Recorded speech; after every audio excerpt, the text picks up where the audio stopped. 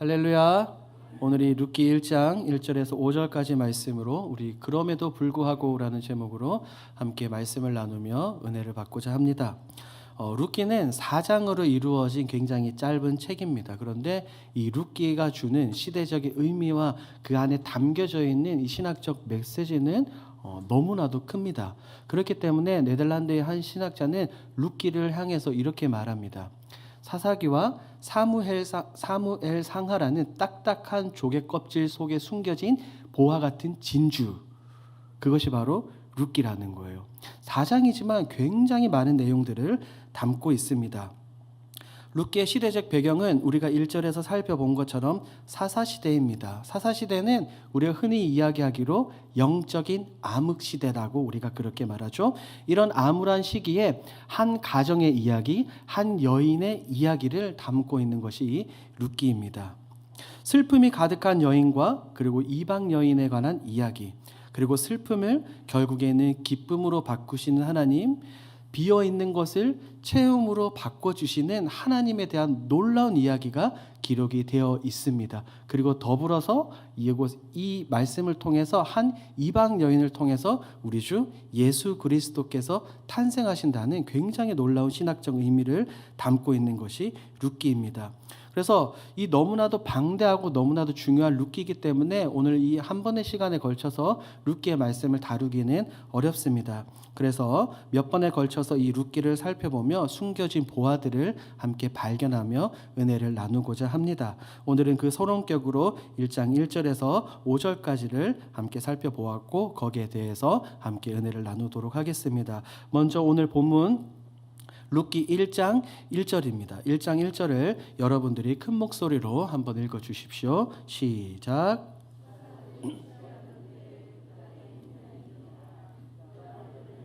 한 사람이 그의 아내와 두 아들을 데리고 모압 지방에 가서 거류하였는데, 말씀드린 것과 같이 1절을 통해서 시대적 배경이 사사시대인 것을 볼 수 있습니다. 그런데 1절을 보니까 그 땅에 무엇이 들었죠?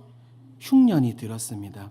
하나님께서 이스라엘 백성들에게 약속하신 이 땅은 어떤 땅입니까? 출애굽기 3장 말씀을 보면 하나님께서 분명하게 그들에게 말씀하셨어요. 젖과 꿀이 흐르는 땅, 그 땅이 바로 이 백성들이 거주하는 가나안 땅이죠.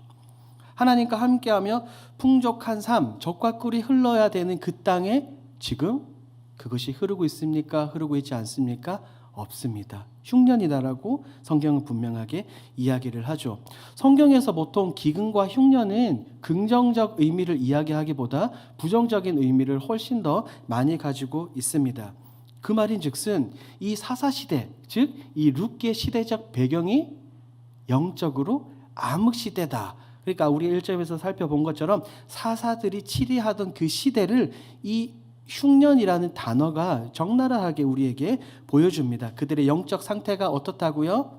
좋지 않고 엉망이다. 그것을 말하고 있습니다. 물론 기근과 흉년이라고 해서 모든 성경에 나오는 흉년과 기근을 부정적으로 볼 필요는 없습니다. 왜요?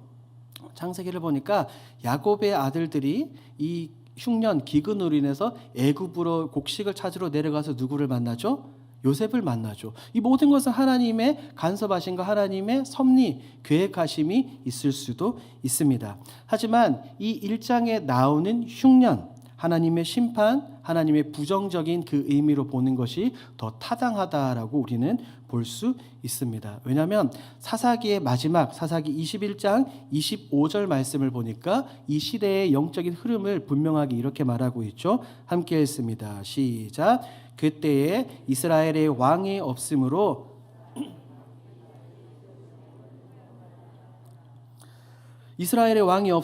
사람이 각기 자기의 소견에 오른 대로 행하였더라. 이스라엘 백성들 가운데 진정한 왕은 누구입니까? 오직 하나님 한 분밖에 계시지 않습니다. 그런데 사사기는 이렇게 이야기하죠. 그때 이스라엘의 왕이 없으므로 백성들은 하나님을 외면했습니다. 아니, 하나님을 완전히 저버렸습니다. 그래서 사사기의 악순환 이 사이클이 계속해서 끊임없이 반복되고 있는 것을 우리는 사사기 성경을 통해서 살펴볼 수 있습니다. 하나님께 심판을 받는다는 표현이 우리 1장 1절에 나왔던 이 흉년이라는 단어입니다. 그 다음에 곧 이어서 1장 1절에서는 중반절에 이 지역에 대한 지명이 나오죠. 바로 어디입니까? 유다 베들레헴입니다. 베들레헴은 이 지역 자체로 의미가 있는 지역입니다. 지금 우리가 살펴본 성경은 구약 성경이지만 우리는 이 신약을 넘어 21세기를 살고 있기에 이 베들레헴에서 누가 탄생했다는 것을 알고 있죠? 그렇죠. 우리 구주 예수 그리스도께서 탄생하셨습니다. 그리고 이 이후에 하나님께서는 미가 선지자를 통해서도 분명하게 이렇게 말씀하셨어요. 미가 5장 2절입니다. 함께 읽습니다. 베들레헴 에브라다야, 너는 유다 족속 중에 작을지라도 이스라엘을 다스릴 자가 내게서 내게로 나올 것이라. 그의 근본은 상고에 영원에 있느니라. 베들레헴은 그 이름의 뜻이 너무나 중요합니다. 베들레헴은 한 단어가 아니에요. 이것은 합성어입니다. 어떤 합성어이냐면 베트와 레헴이라는 이 단어의 합성입니다. 이 베트는 무슨 말이냐면 히브리어로 집이라는 의미입니다. 그러니까 집이고 레헴이라는 단어는 떡 혹은 빵이라는 뜻입니다. 그러면 한번 해볼까요? 베트와 레헴을 합치면 무슨 의미가 되죠? 그렇죠. 떡집 혹은 빵집이라는 의미입니다. 그런데 이 1절에 보니까 유다 베들레헴에 지금 무엇이 들었다고요? 흉년이 들었어요. 빵집에 떡집에 먹을 것이 있다 없다? 없다라는 겁니다. 이것이 중요한 의미라는 거예요. 젖과 꿀이 흘러야 되고 그 땅에 기쁨과 은혜가 충만해야 되는 그 땅에 먹을 것이 없다. 흉년이 들었다. 이것이 바로 하나님의 외면하심, 하나님의 버리심, 하나님의 심판하심, 징계를 의미한다는 것을 우리가 본문을 통해 간접적으로 살펴볼 수가 있습니다. 그렇다면 저는 이 본문을 보면서 그렇게 생각을 해봤습니다. 제 스스로에게도 이런 질문을 던져보았어요. 너는 너의 영적 상태는 지금 풍년이냐 흉년이냐? 여러분들 스스로에게 질문을 던져보십시오. 여러분들의 지금 영적인 상태는 풍년입니까? 흉년입니까? 여러분의 개인을 넘어서 여러분의 가정에는 지금 영적 상태가 풍년입니까? 흉년입니까? 스스로 질문을 던지고 한번 답을 해보십시오. 정말 안타까운 것은 이제는 많이 소강 상태에 접어들었지만 이 시작된 코로나로 인해서 우리의 영적 생활이 너무나도 많이 무너져 버렸습니다. 3년 동안 너무나도 많은 사람들이 예배의 자리, 은혜의 자리, 믿음의 자리, 신앙의 자리를 떠난 것을 말하지 않아도 우리의 두 눈으로 그것을 너무나도 적나라하게 쳐다보았습니다. 어쩌면 이미 이전부터 무너져 내리고 있었던 우리의 현 상태를 코로나를 통해서 그것이 선명하게 드러난 것일지도 모릅니다. 그래서 이런 흉년의 때 혹은 어려운 시기에 어떻게 하죠? 어려움이 있으면 그것을 기도로 이겨내는 것이 아니라 그것을 외면하고 그 자리를 떠나려고 합니다. 많은 사람들은 이런 아픔과 어려움 속에서 신앙의 공동체를 떠납니다. 믿음의 자리를 떠난다는 거예요. 그래서 오늘날 교회를 떠나서 홀로 예배를 드리는 성도들이 너무나 많죠. 우리가 그런 성도들을 향해서 어떻게 표현합니까? 가난한 성도라고 이야기합니다. 가난한 성도. 거꾸로 하면 뭐죠? 안 나가. 교회에 나오지 않는다는 거예요. 나는 교회가 너무 싫고 교회에서 상처를 받았고 교회가 하는 것을 내가 못마땅하다, 인정하지 않는다 하면서 교회를 나가지 않습니다. 지금 이 본문에 나오는 엘리멜렉과 나오미는 이 흉년의 때에 1절을 보니까 이 흉년의 때에 하나님께서 약속하신 유다 베들레헴을 어떻게 했죠? 떠났습니다. 이 땅은 이들이 떠나면 안 되는 땅이에요. 왜요? 누가 그들에게 주신 땅이에요? 하나님이 그들을 애굽에서 출애굽하고 광야 생활 이후에 가나안으로 들어와서 요단강을 건너고 정복 전쟁을 이루고 난 이후에 그들의 조상에게 준 땅입니다. 그러니까 이들이 그 땅을 떠나거나 그 땅을 팔거나 할 수 있어요? 없어요? 없습니다. 그럼에도 불구하고 지금 1절에서 엘리멜렉과 나오미는 이 어려운 시기에 흉년의 때에 그 땅을 떠나버립니다.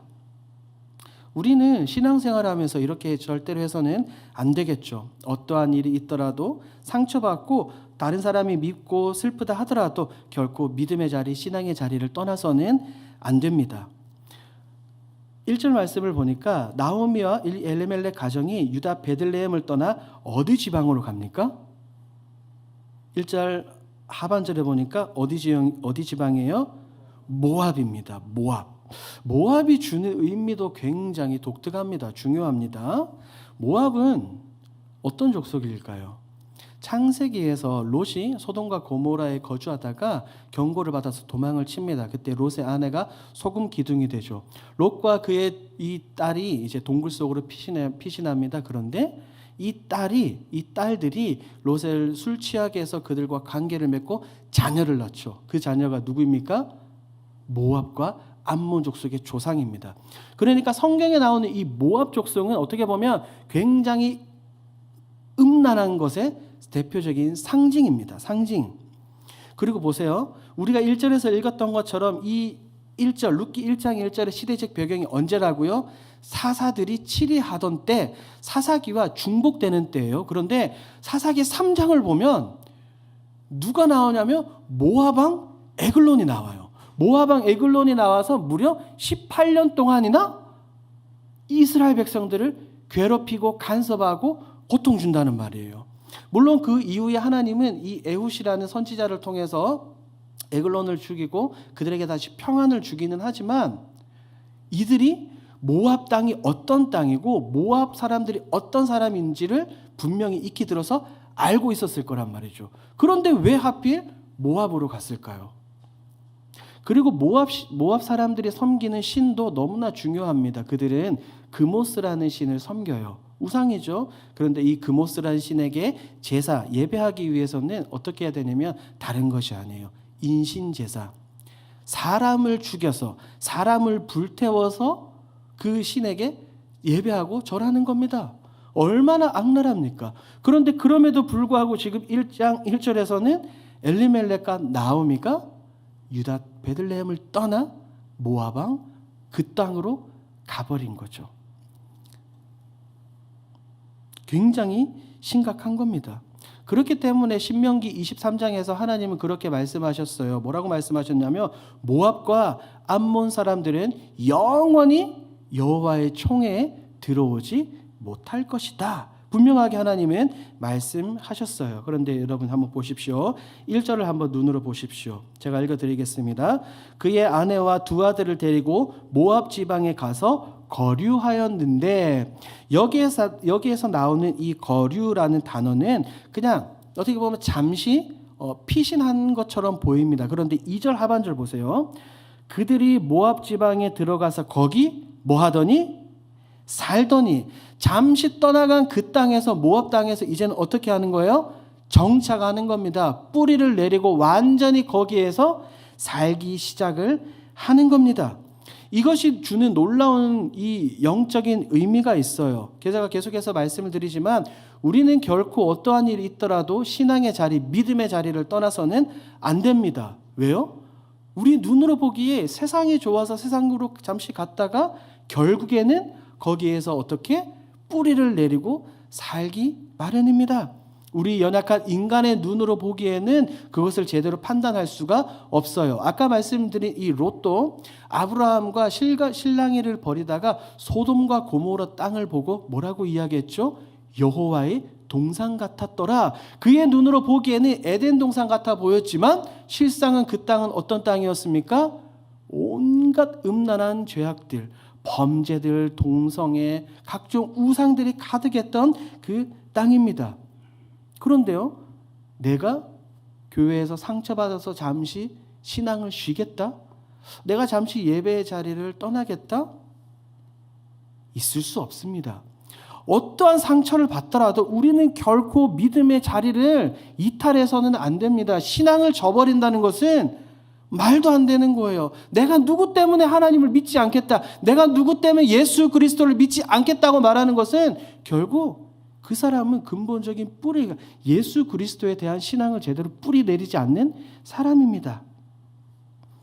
어찌됐든 그럼에도 불구하고 우리 사랑하는 길동 교회의 모든 성도들은 믿음의 자리를 굳건히 지키며 개인의 영적 생활이 흉년이 아니라 풍년이 되길 주님의 이름으로 축복합니다. 여러분들의 가정에 믿음의 영적인 기둥이 될 수 있기를 주님의 이름으로 축복합니다. 보십시오. 앞서 베들레헴은 이 합성어라 그랬죠. 합성어 어떤 의미라고 그랬습니까? 베트, 집과 레헴, 떡, 빵. 그러면 어디라고요? 떡집 혹은 빵집이 될 수 있죠. 근데 보십시오.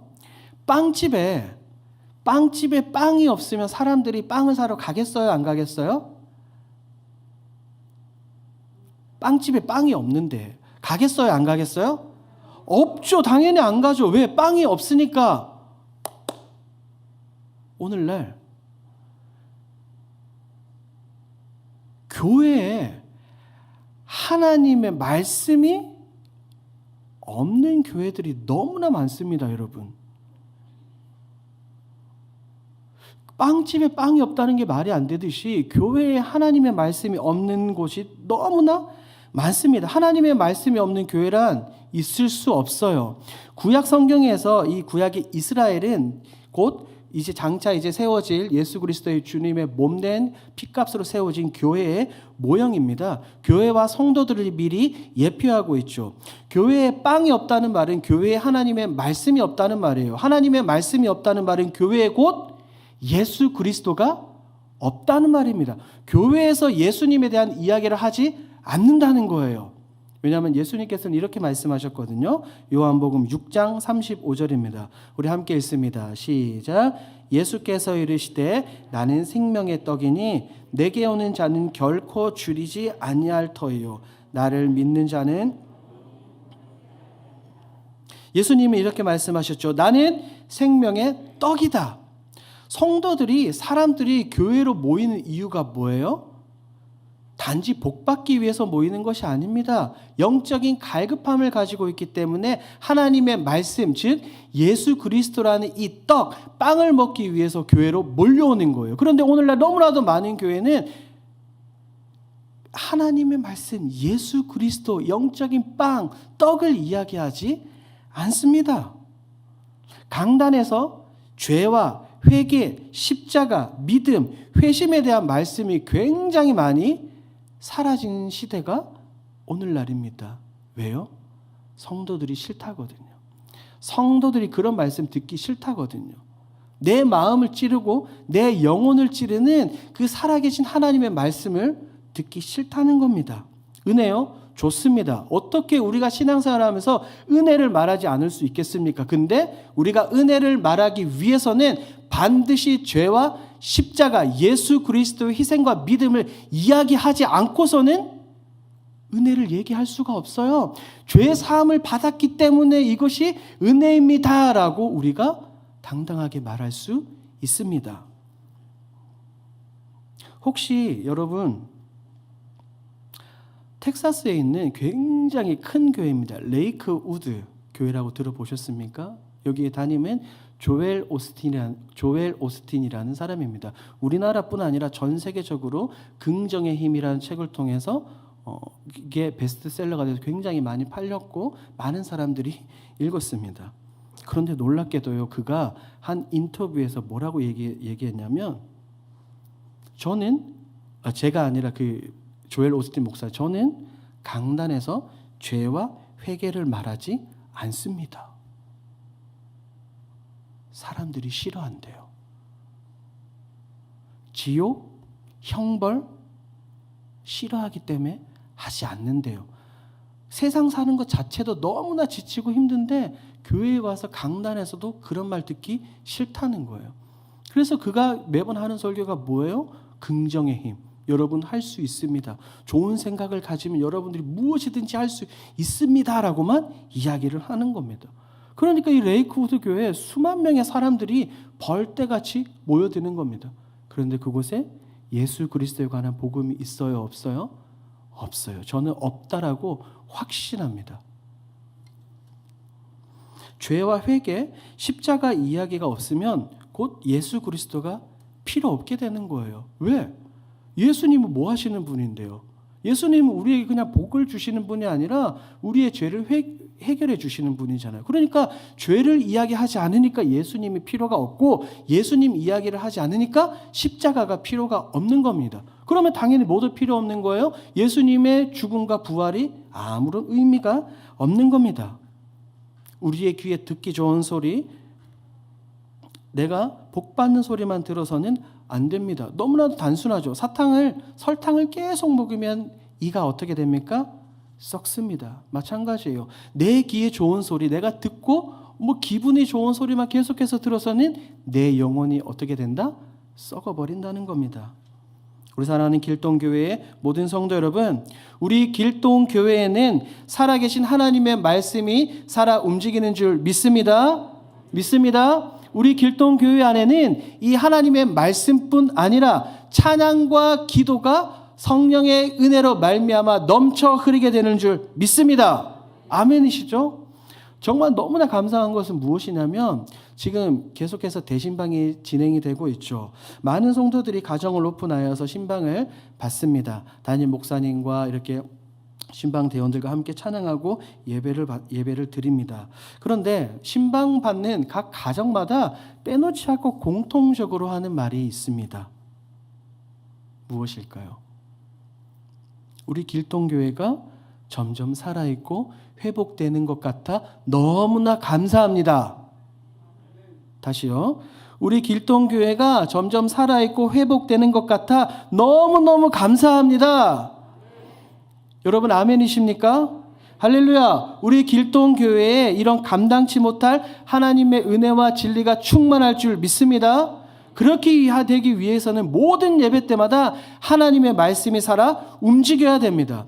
이것은 우리가 드려지는 공동으로 드려지는 이 예배뿐 아니라 여러분들의 전도의 모임, 구역 모임, 순 모임, 동아리 모임 등등등 모든 예배 때마다 무엇이 중심이 되어야 됩니까? 하나님의 말씀, 예수 그리스도의 십자가가 중심이 되어야 되는 줄 믿습니다. 여러분, 우리 길동교회의 부흥을 꿈꾸십니까? 꿈꾸십니까? 그렇다면 부흥이 무엇입니까? 부흥은 단지 이 자리가 꽉 차고 수백 명, 수천 명이 모여 있는 것이 부흥이 아닙니다. 부흥이라는 것은 한 사람 한 사람이 가슴 속에 예수 그리스도의 십자가를 모셔놓은 그 한 사람 한 사람이 모여서 영광의 하나님께 예배를 드리기 시작할 때에 그것이 참된 부흥인 줄 믿습니다. 그래서 베드로 사도가 그렇게 이야기하잖아요. 너희가 다른 것이 아니라 갓난 아이와 같이 신령한 젖을 사모하라. 살아계신 이 하나님의 말씀을 사모하며 말씀 듣기를 즐겨하는 사랑하는 우리 길동교회의 모든 성도들이 되길 주님의 이름으로 축복합니다. 축복합니다. 아멘. 보십시오.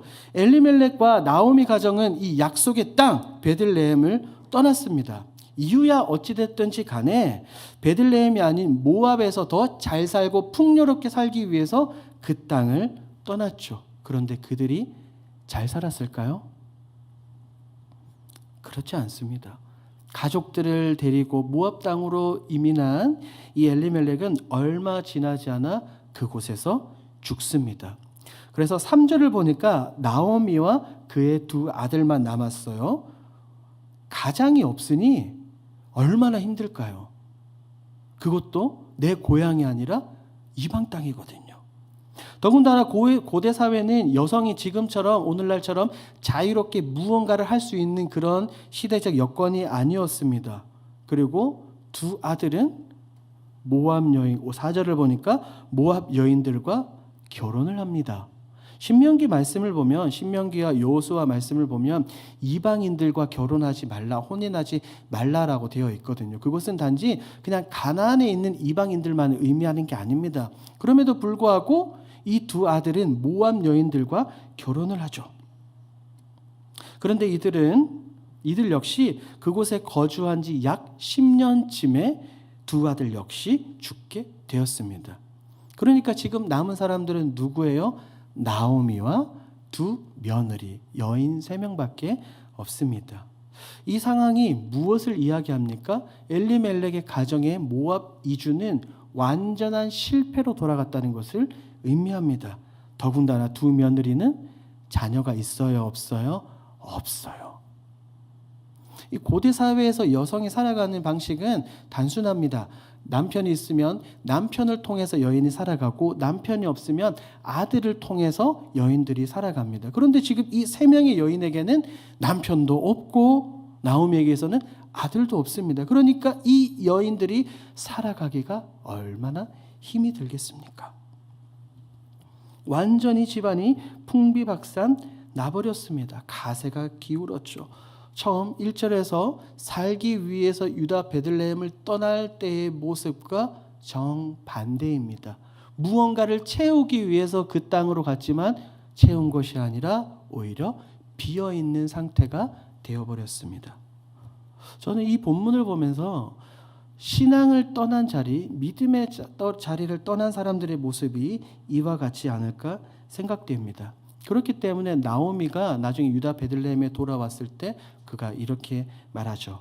나를 나오미가 아니라 무엇라고 부르라고요? 마라. 나를 이제는 마라라고 불러주십시오라고 나오미가 이야기합니다. 지금 우리가 이 1장 1절에서 5절까지 말씀만 읽었는데 이것을 통해서 우리가 깨닫고 적용할 수 있는 것이 무엇이 있을까요? 오늘 간단하게 세 가지로 정리하며 말씀의 결론을 맺고자 합니다. 첫 번째, 은혜의 자리를 떠나지 말아야 합니다. 교회는 사람들이 모여 있는 곳입니다. 우리는 구원으로 향해 달려가고 우리가 이 성화, 점진적인 성화, 점점점 변화되는 사람들이기 때문에 함께 신앙생활을 하면서 때로는 서로 상처를 주고받을 수 있습니다. 마치 본문에 나오는 이 흉년과도 같은 일들이 비일비재하게 일어날 수 있다는 거예요. 그럼에도 불구하고 우리는 은혜의 자리를 떠나서는 안 됩니다. 나오미 가정이 베들레헴을 떠났을 때, 살고자 떠났을 때 베들레헴에 남아있던 사람들은 다 굶어 죽었습니까? 아니에요. 죽지 않았습니다. 그들이 흉년이 든 그 땅에 남아서 악착같이 잘 살았습니다. 마찬가지로 우리 가운데 힘들고 아프고 어려운 일이 있다 하더라도 절대로 이 예배 자리, 은혜의 자리를 떠나서는 안 됩니다. 오히려 힘들 때 믿음의 자리, 은혜의 자리를 더 굳건하게 붙잡아야 될 줄 믿습니다. 이렇게 은혜의 자리를 굳건하게 붙잡으며 사모하는 우리 복된 성도들이 되길 축복합니다. 두 번째, 교회가 말씀과 기도, 은혜로 충만해야 됨을 믿습니다.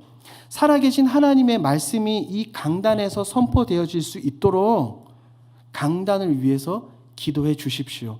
여러분들이 어디에서 은혜를 받겠습니까?